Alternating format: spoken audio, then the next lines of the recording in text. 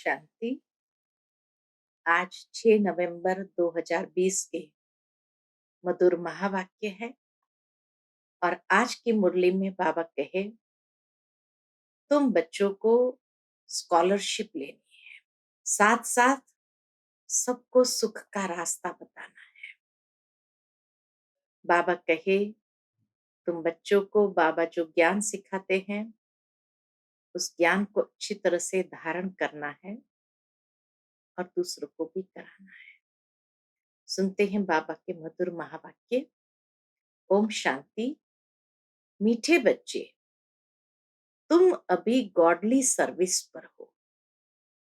तुम्हें सबको सुख का रास्ता बताना है, स्कॉलरशिप लेने का पुरुषार्थ करना है। प्रश्न है, तुम बच्चों की बुद्धि में जब ज्ञान की अच्छी धारणा हो जाती है तो कौन सा डर निकल जाता है? उत्तर है, भक्ति में जो डर रहता है कि गुरु हमें श्राप न दे देवे, यह डर ज्ञान में आने से, ज्ञान की धारणा करने से निकल जाता है। क्यों? क्योंकि ज्ञान मार्ग में श्राप कोई दे न सके। रावण श्राप देता है, बाप वर्षा देता है। रिद्धि सिद्धि सीखने वाले ऐसा तंग करने का, दुख देने का काम करते हैं। ज्ञान में तो तुम बच्चे सबको सुख पहुंचाते हो। ओम शांति। मीठे मीठे रूहानी बच्चों प्रति रूहानी बाप बैठ समझाते हैं, तुम सब पहले आत्मा हो, यह पक्का निश्चय रखना है।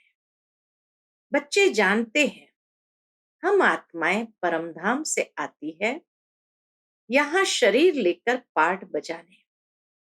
आत्मा ही पाठ बजाती है, मनुष्य फिर समझते शरीर ही पाठ बजाते हैं। यह है बड़े ते बड़ी भूल, जिस कारण आत्मा को कोई जानते नहीं। इस आवागमन में हम आत्माएं आती जाती है, इस बात को भूल जाते हैं। इसलिए बाप को ही आकर आत्म अभिमानी बनाना पड़ता है।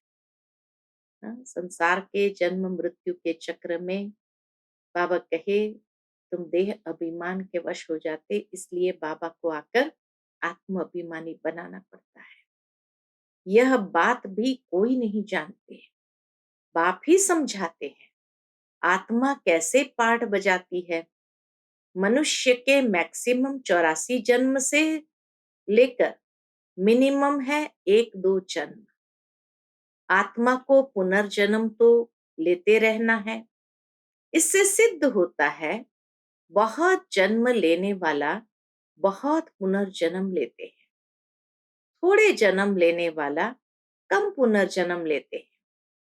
जैसे नाटक में कोई का शुरू से पिछाड़ी तक पार्ट होता है, कोई का थोड़ा पार्ट होता है। यह कोई मनुष्य नहीं जानते।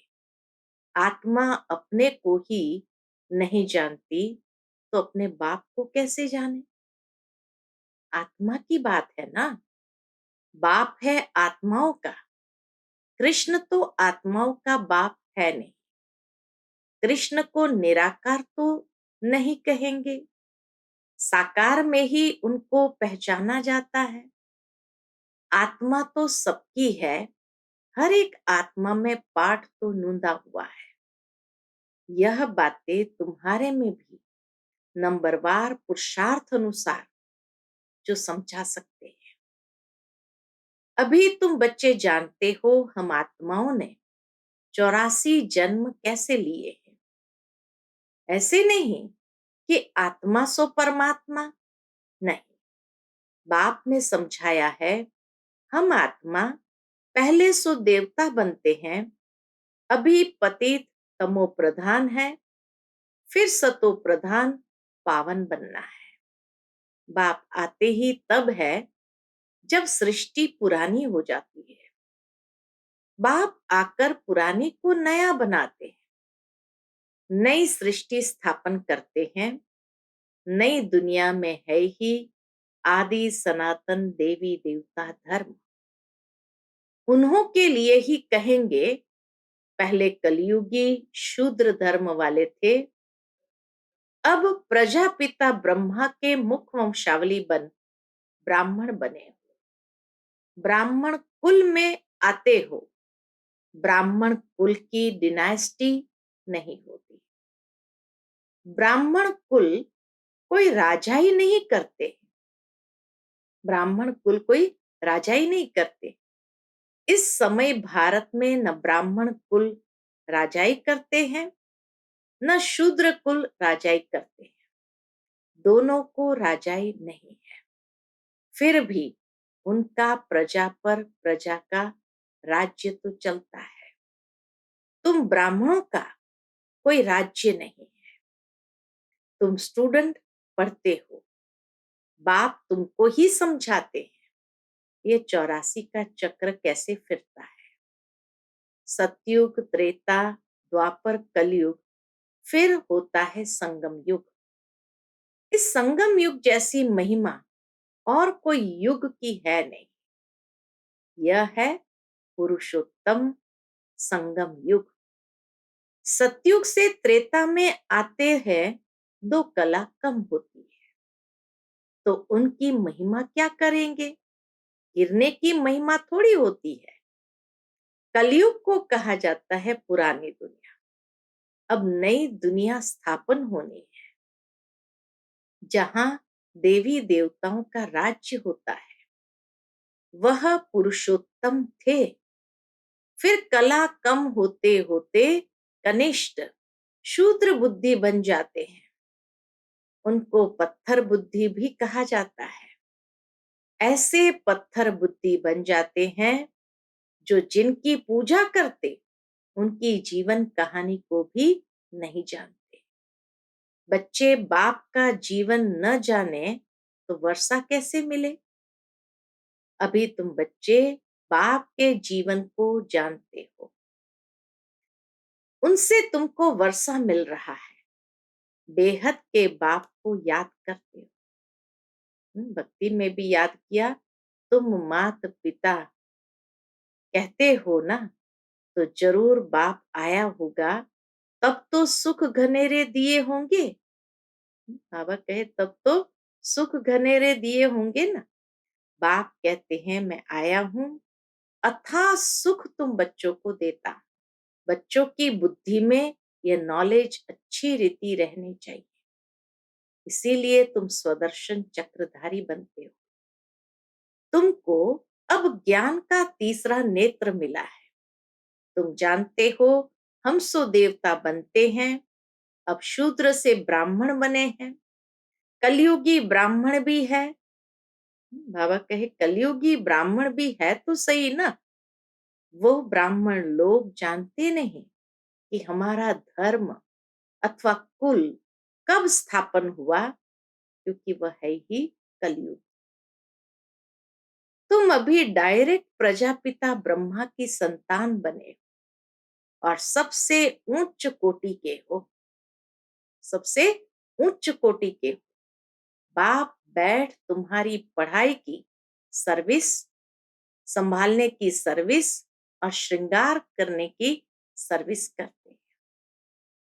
3 सेवा बाबा हमारी करते हैं। एक तो बाबा बैठकर हमारी पढ़ाई की सर्विस, संभालने की सर्विस और श्रृंगार की सर्विस करते हैं। श्रृंगारने की सर्विस करते हैं।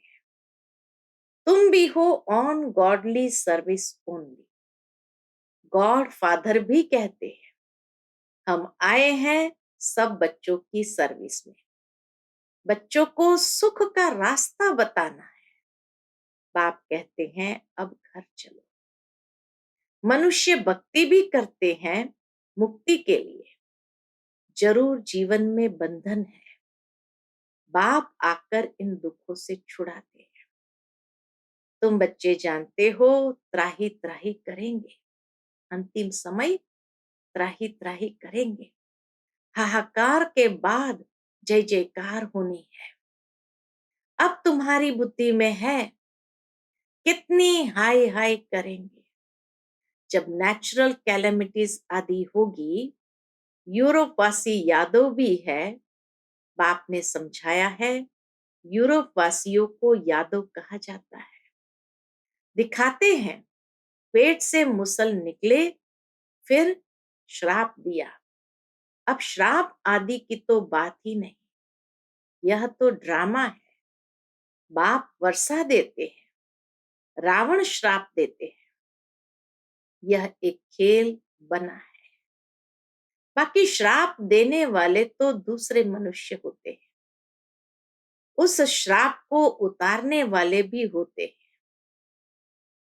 गुरु गोसाई आदि से भी मनुष्य लोग डरते हैं कि कोई श्राप न दे दे, कि कोई श्राप न देवे। वास्तव में ज्ञान मार्ग में श्राप कोई दे न सके। ज्ञान मार्ग और भक्ति मार्ग में श्राप की कोई बात नहीं। जो रिद्धि सिद्धि आदि सीखते हैं, वो श्राप देते हैं, लोगों को बहुत दुखी कर देते हैं, पैसे भी बहुत कमाते हैं। भक्त लोग यह काम नहीं करते। बाबा ने यह भी समझाया है, संगम के साथ पुरुषोत्तम अक्षर जरूर लिखो। त्रिमूर्ति अक्षर भी जरूर लिखना चाहिए। बाबा कहे त्रिमूर्ति अक्षर भी जरूर लिखना है। और प्रजापिता अक्षर भी जरूरी है, क्योंकि ब्रह्मा नाम भी बहुतों के हैं। इसीलिए संगम के साथ पुरुषोत्तम, शिव के साथ त्रिमूर्ति अक्षर जरूर लिखे, और ब्रह्मा के साथ प्रजापिता ब्रह्मा जरूर लिखे। क्योंकि बाबा कहे ब्रह्मा नाम भी बहुतों के हैं। प्रजापिता अक्षर लिखेंगे तो समझेंगे साकार में प्रजापिता ठहरा। सिर्फ ब्रह्मा लिखने से सूक्ष्म वतन वाला समझ लेते हैं। ब्रह्मा विष्णु शंकर को भगवान कह देते हैं। प्रजापिता कहेंगे तो समझा सकते हो, प्रजापिता तो यहाँ है, सूक्ष्म वतन में कैसे हो सकता। विष्णु को तो दिखाते हैं कि ब्रह्मा की नाभि से निकला। तुम बच्चों को भी ज्ञान मिला है, नाभि आदि की कोई बात ही नहीं है। ब्रह्मा सो विष्णु, विष्णु सो ब्रह्मा कैसे बनते हैं, सारे चक्र का ज्ञान तुम इन चित्रों से समझा सकते हो। बाबा कहे सारा चक्र का ज्ञान तुम इन चित्रों से समझा सकते हो। बिगर चित्र समझाने में मेहनत लगती है। ब्रह्मा सो विष्णु, विष्णु सो ब्रह्मा बनते हैं। लक्ष्मी नारायण 84 का चक्र लगाकर फिर ब्रह्मा सरस्वती बनते हैं। बाबा ने पहले से नाम दे दिए हैं। जब बट्ठी बनी तो नाम दिए, फिर कितने चले गए। इसलिए समझाया है, ब्राह्मणों की माला होती नहीं, क्योंकि ब्राह्मण है पुरुषार्थी, कभी नीचे कभी ऊपर होते रहते हैं। ग्रहाचारी बैठती है। बाबा तो जवहरी था। मोतियों आदि की माला कैसे बनती है, अनुभवी है। ब्राह्मणों की माला पिछाड़ी में बनती है। हम सो ब्राह्मण दैवी गुण धारण कर देवता बनते हैं। फिर सीढ़ी उतरनी है, नहीं तो 84 जन्म कैसे लेंगे। 84 जन्म के हिसाब से ये निकाल सकते हैं। 84 जन्मों के हिसाब से ये निकाल सकते हैं। तुम्हारा आधा समय पूरा होता है, तब दूसरे धर्म वाले ऐड होते हैं। माला बनाने में बड़ी मेहनत लगती है। बड़ी संभाल से मोतियों को टेबल पर रखा जाता है, फिर कहाँ हिले नहीं। बाबा माला बनाते थे तो कहीं हिले नहीं, फिर सुई से डाला जाता है। सिखाते बाबा, कैसे बाबा माला बनाते थे। कहाँ ठीक न बने तो फिर माला तोड़नी पड़े। यह तो बहुत बड़ी माला है। तुम बच्चे जानते हो हम पढ़ते हैं नई दुनिया के लिए। बाबा ने समझाया है कि स्लोगन बनाओ, हम शूद्र सो ब्राह्मण, ब्राह्मण सो देवता कैसे बनते हैं, आकर समझो। इस चक्र को जानने से तुम चक्रवर्ती राजा बनेंगे, स्वर्ग का मालिक बन जाएंगे। ऐसे स्लोगन बनाकर बच्चों को सिखलाना चाहिए। बाबा युक्तियां तो बहुत बतलाते हैं, वास्तव में वैल्यू तुम्हारी है। तुमको हीरो हीरोइन का पाठ मिलता है, हीरे जैसा तुम बनते हो, फिर 84 का चक्र लगाए कौड़ी मिसल बनते हो। अब जबकि हीरे जैसा जन्म मिला है, तो कौड़ियों पिछाड़ी क्यों पड़ते हो? ऐसे भी नहीं कोई घर बार छोड़ना है। बाबा तो कहते हैं, गृहस्थ व्यवहार में रहते कमल फूल समान पवित्र रहो और सृष्टि चक्र के नॉलेज को जानकर दैवी गुण भी धारण करो, तो तुम हीरे जैसा बन जाएंगे। बरोबर भारत 5000 वर्ष पहले हीरे जैसा था। यह है एम ऑब्जेक्ट। इस चित्र को अर्थात लक्ष्मी नारायण के चित्र को बहुत महत्व देना है। तुम बच्चों को बहुत सर्विस करनी है प्रदर्शनी म्यूजियम में। विहंग मार्ग की सर्विस बिगर तुम प्रजा कैसे बनाएंगे? बल इस ज्ञान को सुनते भी है, परंतु ऊंच पद कोई विरले पाते हैं। उनके लिए ही कहा जाता है कोटों में कोई। स्कॉलरशिप भी कोई लेते हैं ना। 40-50 बच्चे स्कूल में होते हैं, उनसे कोई एक स्कॉलरशिप लेता है। कोई थोड़ा प्लस में आ जाता है तो उनको भी दे देते हैं। यह भी ऐसे है, प्लस में बहुत है। 8 दाने हैं सो भी नंबरवार है ना। वह पहले पहले राजगद्दी पर बैठेंगे, फिर कला कम होती जाएगी। लक्ष्मी नारायण का चित्र है नंबर 1। उनकी भी डिनाइस्टी चलती है, परंतु चित्र लक्ष्मी नारायण का ही दिया हुआ है। बाबा कहे चित्र लक्ष्मी नारायण का ही दिया हुआ, भले सारी डिनाइस्टी चलती है। यहाँ तुम जानते हो चित्र तो बदलते जाते हैं, चित्र देने से क्या फायदा? नाम रूप देश काल सब बदल जाता है। मीठे मीठे रूहानी बच्चों को रूहानी बाप बैठ समझाते हैं। कल्प पहले भी बाप ने समझाया था। ऐसे नहीं कि कृष्ण ने गोप गोपियों को सुनाया। कृष्ण के गोप गोपियां होते नहीं, न उनको ज्ञान सिखाया जाता है। वह तो है सतयुग का प्रिंस। वहां कैसे राजयोग सिखाएंगे? वह पतित को पावन बनाएंगे।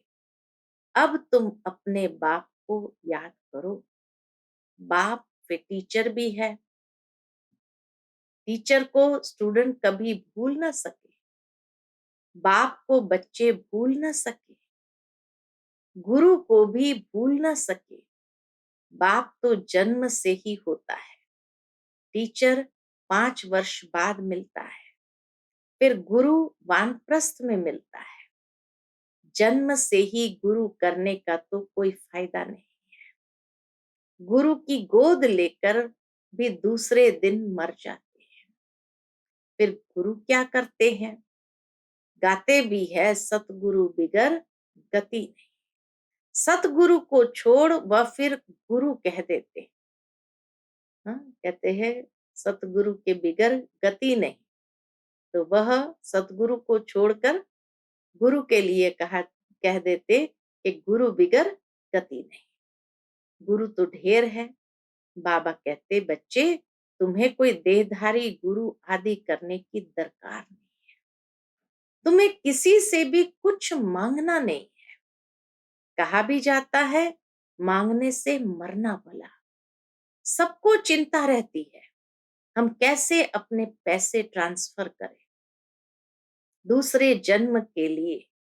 वह ईश्वर अर्थ दान पुण्य करते हैं तो उसका रिटर्न इस ही पुरानी सृष्टि में अल्पकाल के लिए मिलता है। यहाँ तुम्हारा ट्रांसफर होता है नई दुनिया में और 21 जन्मों के लिए तन मन धन प्रभु के आगे अर्पण करना है। सो तो जब आए तब अर्पण करेंगे ना। प्रभु को कोई जानते ही नहीं तो गुरु को पकड़ लेते हैं, धन आदि गुरु के आगे अर्पण कर देते हैं। वारिस नहीं होता है तो सब गुरु को दे देते हैं। आजकल कायदे अनुसार ईश्वर अर्थ भी कोई देते नहीं। बाप समझाते हैं मैं गरीब निवास हूं, इसीलिए मैं आता ही भारत में हूं, तुमको आकर विश्व का मालिक बनाता हूं। डायरेक्ट और इनडायरेक्ट में कितना फर्क है, वह जानते कुछ भी नहीं, सिर्फ कह देते हैं हम ईश्वर अर्पण करते हैं। है सब बेसमझी। तुम बच्चों को अब समझ मिलती है तो तुम बेसमझ से समझदार बने। बुद्धि में ज्ञान है, बाप तो कमाल करते हैं। जरूर बेहद के बाप से बेहद का वर्षा ही मिलना चाहिए। बाप से तुम वर्षा लेते हो सिर्फ दादा द्वारा, दादा भी उनसे वर्षा ले रहे। वर्षा देने वाला एक ही है, उनको ही याद करना है। बाप कहते बच्चे मैं इनके बहुत जन्म के अंत में आता हूं, इसमें प्रवेश कर इनको भी पावन बनाता हूं, जो फिर ये फरिश्ता बन जाते हैं। बैज पर भी तुम बहुत सर्विस कर सकते हो। तुम्हारा ये सब है अर्थ सहित बैचेस। यह तो जियदान देने वाला चित्र है, इनकी वैल्यू का किसको भी पता नहीं।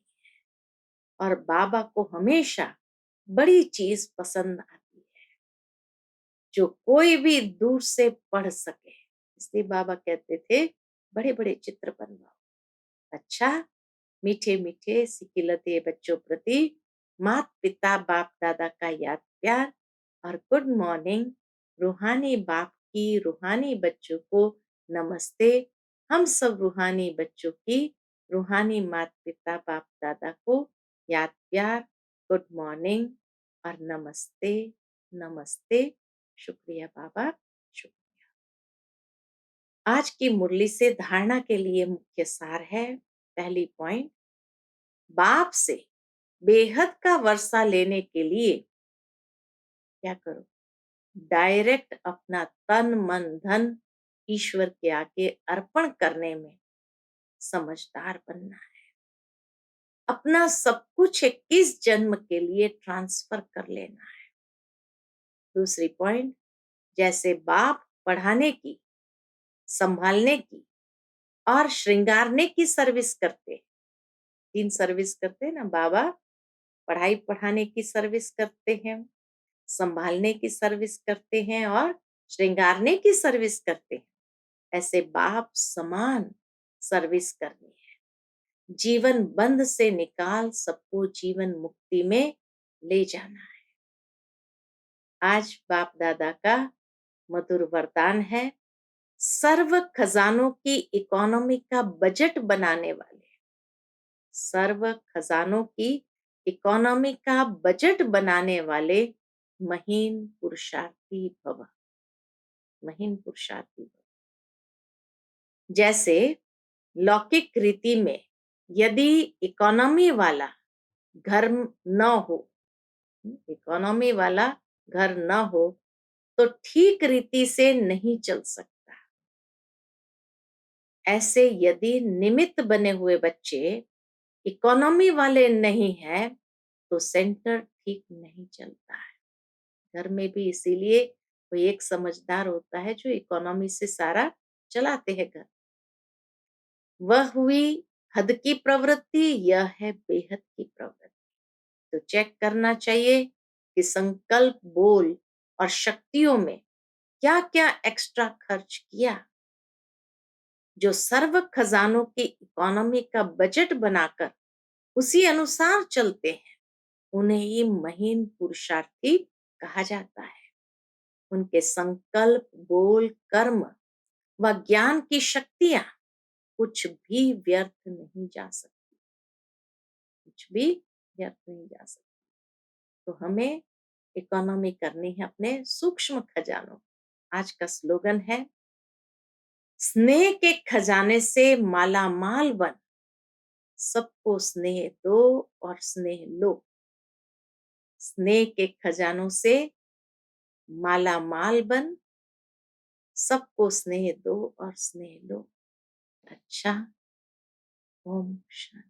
To watch Peace of Mind channel videos on YouTube, subscribe us on youtube.com/tvpeaceofmind. Just a click for a peaceful life.